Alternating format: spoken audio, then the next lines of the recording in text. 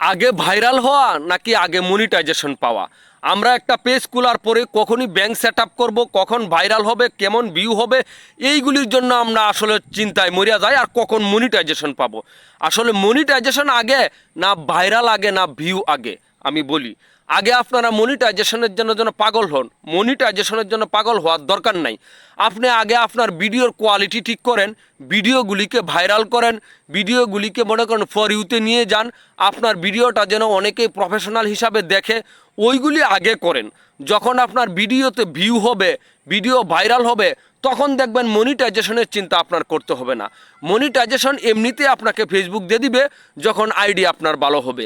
আইডিটা যখন মনিটাইজেশনের উপযোগী হবে, তখন এমনিতেই দেখবেন ফেসবুক আপনাকে মনিটাইজেশন দিয়ে দিছে। আগে আপনি মনিটাইজেশনের জন্য খাওয়া দাওয়া বাদ দিয়া, চোখকে পানি ফালায়, কান দিয়া, টাইট দিয়া, এইগুলি করে লাভ নাই। আগে আপনি ভিডিও ঠিক করেন, ভিডিও ভাইরাল করেন, মনিটাইজেশন এমনিতেই আসবে।